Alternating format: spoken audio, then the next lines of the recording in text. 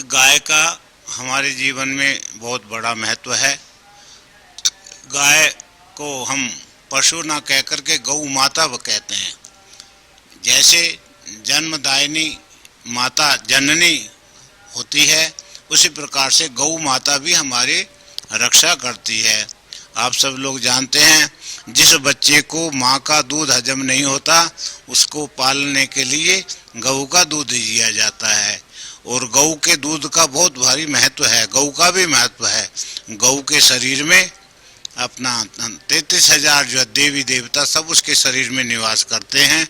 आप लोगों को ये भी पता है कि जिस समय अपना सब देवता गऊ के शरीर में आकर के बैठ गए तो लक्ष्मी रह गई, तो उसको जो है गंगा, उसको कोई स्थान नहीं मिला। तो उनका मेरे को तो कोई स्थान ही नहीं मिला सब देवताओं को।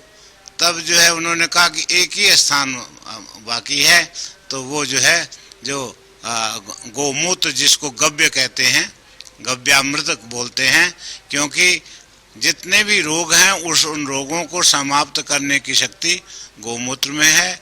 और गोमूत्र को गंगा के समान जो है, क्योंकि गंगा का वहाँ निवास है, वो कहा जाता है। और गऊ के दूध में इतनी शक्ति है, आप उसका प्रत्यक्ष उदाहरण मैं आपको बतलाता हूँ। आप एक तरफ भैंस का उसको, जिसको आप कटड़ा बोलते हैं, क्या बोलते हैं इसको, गऊ, भैंस का बच्चा रख लीजिए, उधर गऊ का बछड़ा रख लीजिए।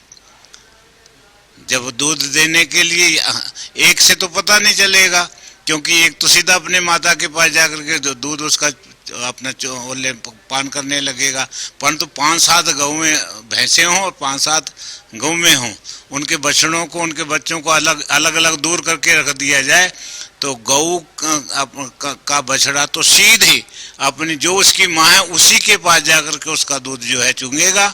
और भैंस का वो अपनी माता को नहीं पहचान पाएगा, वो कभी उसके नीचे लगेगा, वो उसको लात मारेगी, फिर दूसरी की यहाँ वो भी उसको लात मारेगी, तो तब कहीं उसको अपनी माँ के पास जो आकर, इसका मतलब जो अपनी माँ को नहीं पहचान सकता, उसका दूध भी जो है इतना फलदायी नहीं है। और गऊ का जो है, गऊ का बछड़ा जन्मते ही माँ कह करके बोलता है, इसलिए वो जो है बहुत शक्तिशाली होता है।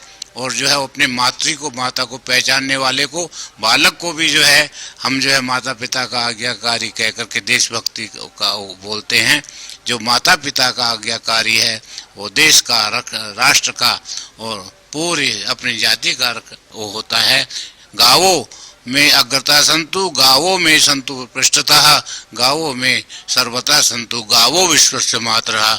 इसलिए गौ को जो है हमारे यहाँ माता का दर्जा दिया जाता है। इसलिए गौ की रक्षा, और जो देसी गौ है उसमें ये सारे लक्षण घटते हैं, दूसरी गौओं में ये लक्षण नहीं घटते। गौ के दूध में बहुत शक्ति है। अन्य सभी प्रकार के रोगों को नाश करने की भी इसके दूध में शक्ति है। इसलिए हम गौ को माता कह करके उसको नमस्कार करते हैं, पूजते हैं। और हम हिंदू जाति में गौ की पूजा सर्वत्र, और जो स्थान पहले आप जानते थे कच्चे मकान होते थे, गौ के गोबर से मिट्टी मिला करके उस स्थान को पवित्र कर वहीं पर यज्ञ हवन आदि होते थे। आज भी कुंभ में भी जहाँ पर भी कच्चे हों, जहाँ हवन आदि होते हैं, भले ईंटें लगी हों, परंतु गोबर और मिट्टी से उसको जो है पहले पवित्र किया जाता है। पंचगव्य जो है वो गऊ के जो है दूध से ही, गऊ के दही से, गऊ के घी से, इन सब से बनता है। उसमें भी जो है गव्यामृत की जरूरत पड़ती है।